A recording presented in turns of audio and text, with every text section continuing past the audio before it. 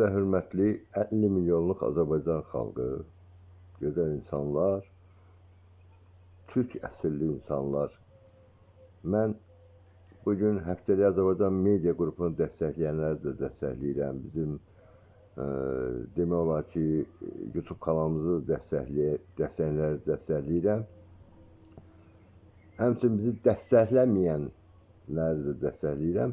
Çünki məcbur oldum bugün mən efirə çıxam. Neçə aydır mən efirə çıxmırdım, problemləri danışmırdım. Bugün məcbur oldum ki, bugünkü problemlər nədir bizdə? Əsas problem regionda gedən müharibələrlə əlaqədardır. Rusiya-Ukrayna müharibəsi, onu da bir qoyaq qırağa. Yəni o müharibə gedir, o haqqında danışmışıq. Bugün bizim əsas problemimiz qonşu dövlətimizdə İranda və İranın da yaşayan cənubi soydaşlarımızın problemləridir və İsraillə İran müharibəsidir. Bu problemləri kimlər yaradır? Bu problemləri bildiyiniz kimi biz məlumat vermişdik. Bizim Həftəlik Azərbaycan YouTube kanalında məlumat vermişdik. Bu problemlər dünya sivilizasiyasında yaranan problemlərdir ki, bu problemləri yaradan demək vaxtı ilə qlobal problemləri, yəni müsəlman-xristiyan söhbətləri gedir. Amma burada müsəlman-xristiyan söhbətlərlə getmir. Burada bəzi dövlətlərin demək olar ki, din altında, din pərdəsi altında apardığı mübarizədən getir, yalanla informasiyalar verir. Mən açıq, indi deyirsiniz ki, niyə görə belə deyirsiniz? Açığı deyə bilərəm ki, mən 1988-ci ildə Azadlıq Hərəkatında iştirak eləmişəm. Mən könüllü olaraq Qarabağ döyüşlərində iştirak eləmişəm, birinci Qarabağ döyüşlərində. Amma demək olar ki, bugünkü prosesləri 1988-ci ildə bugünə kimi apardığım müşahidələr göstərir ki, İran Molla rejimi hər zaman Ermənistanın, bizim düşmənlərimiz olan Ermənistanın yanında olub. Amma biz ona baxmayaraq Azərbaycan dövləti İran dövlətini hər zaman müdafiə edib. Bugün də müdafiə edir.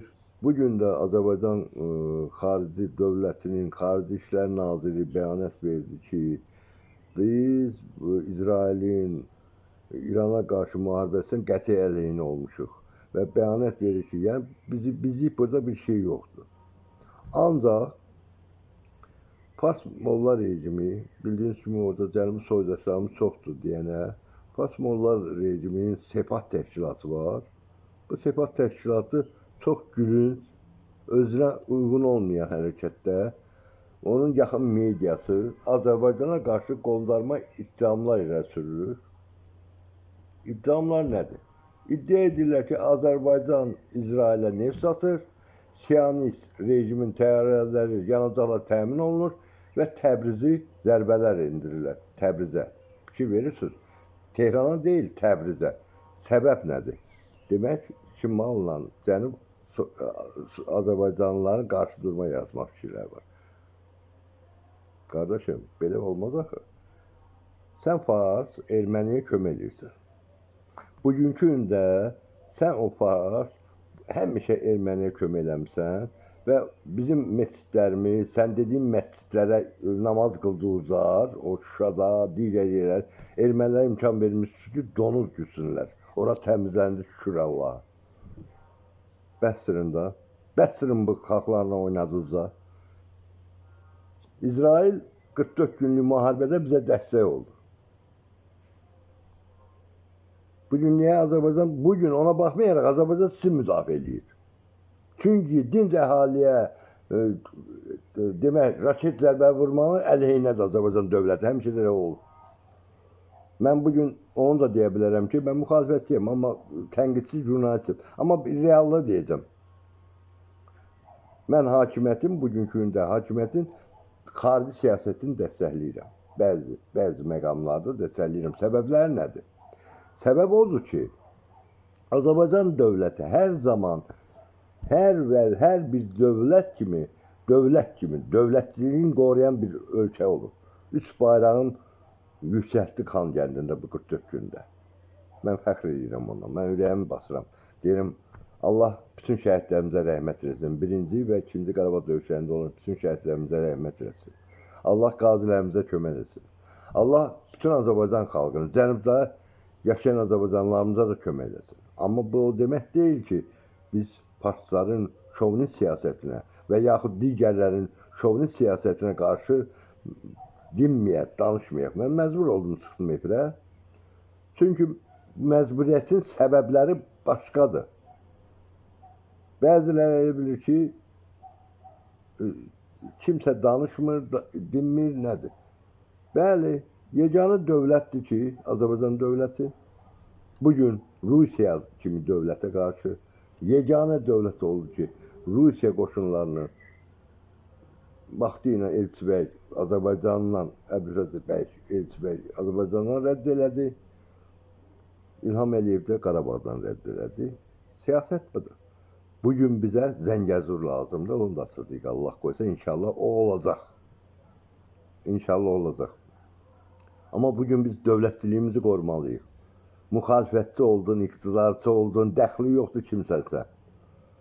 Bəli, daxili siyasəti mən bəyənmirəm. Mən açıq bəyan edirəm buradan, daxili siyasəti bəyənmirəm. Amma hakimiyyətin daxili siyasətini bəyənmirəm. Amma bir şey var, reallıq var. Bu üç rəngli bayrağa görə 1988-ci ildə mübarizə aparan adam kimi mən, biz başımıza dubinkalar deyilik. Biz 90'ın yanvarında Sovet İmperiyasının qoşunlarına qarşı çıxan adamlar olmuşuq. Silahsız, heç nəsiz, şəhidlər vermişik. Bu xalqıq biz. O xalqıq ki, bizim qanımıza Türk qanı axır. İndi bugün Cənubda yaşayan Azərbaycanımıza da biz dəstək olmalıyıq. Amma Sepahla ağarır, İranın Sepah təşkilatı gülməyim gəlir. Gülməli faktdır. Gör, nifaq salması yazır ki, bunun mediası, Sepaha yaxın media yazır ki, Azərbaycana qarşı qondarma iddialar sürməklə əlavə yazır ki, Azərbaycan İsrailə neft satır. Siyonist rejimin təyyarələrini yanında da təmin edir və Təbrizə vurması ayır ki. Bəsdirin da. Olsa sizin Azərbaycanda 100 minlərə yaxın agentləriniz var. Qutarın da bu millətin, bəsdirin da. Mən danışmalıydım bunlar ki, siz kimlərsiniz? Mən yox, bütün xalq bilir ki, siz kimlərsiniz. Yalanlar Şiə-Sünni söhbətini salmışsınız, amma Şiə-Sünni məzhəbi yoxdur. Yeganə müsəlman var, vəssalam. Bu milləti parçalayanmazsınız, bu Azərbaycan xalqını parçalayanmazsınız. Azərbaycan türkünü parçalaya bilməzsiniz. Bəsdirin, xalqı düşmən saldınız bir-birinə. Mən bəziləri deyir ki, niyə belə aqressiv danışdım? Bəlkə də İran kəşfiyyatı nümayəndələri mənə qarşı nəsə eləyə bilərlər bu ölkədə. Amma mən heç birindən qorxmuram. Mən həyatda təkəm, mən mübarizəmi Allahla görürəm. Mən siyasətimi də özüm biləm nə eləyirəm. Bugün bunlara qarşı da cavabı dövlət başçısı İlham Əliyevin köməkçisi Hikmət Hacıyev verir. Bir şey verir. Onun çıxışı mənə doğrudan da bəzilərin xoşuna gəlməz. Bəli, bəzi işlərinə mən onu dəstəkləmirəm, amma onun xarici siyasətlə çıxışları mənə ləzzət verir. Gör nə deyir? Ermənistanın işğal siyasətinə açıq dəstək verən, erməni maraqlarına görə Azərbaycan sərhədlərinə qoşun yığan İranda bu cür yanaşmalar absurd görünür. Azərbaycanın İsrailə neft satması isə bazar qaydalarına uyğun aparılır. Bir şey verirsiniz, bunu prezidentin köməkçisi Hikmət Hacıyev ətraflı izah edir. Reallıq budur. O deyir ki, neft bazarının qaydalarına görə o neft, yəni gəmiyə doldurursa, yəni Azərbaycan neft gəmiyə doldurursa və gəmi açıq dənizə çıxdısa, o neft artıq Azərbaycanın deyil. Orada onlarla trader var. Yəni A trader B'ye satılır, B trader D'ye satılır. Bunun sonunda kimə və hara satıldığına zaten sən özün də nəzarət edə bilməzsən. Yəni Ceyhan limanına Azərbaycan nefti gəldi. Neft Ceyhandan gəmiyə doldu. O gəmi Aralıq dənizə çıxdısa, o sənin deyil artıq. Bu dünya neft bazarının qaydalarıdır. Bax, gözəl izahdır. Sepahın yaxın mediasının İsrailin hücuma qarşısında Azərbaycan ittiham etməsinin məqsədi Arazın o tayındakı soydaşlarımızın qarşısında rəsmi Bakını ittiham altına salmaq, ictimai rəydə dırnaqarası günahkar obrazını yaratmaqdır. Çünki müharibənin gedişatında rejimin ölkəyə nəzarəti itirmə riski var. Bu senaryoda Cənubdakı soydaşlarımızın üst tutacağı və onların gələcəyini düşünə biləcək yeganə dövlət Azərbaycandır. Bəli, reallıq budur.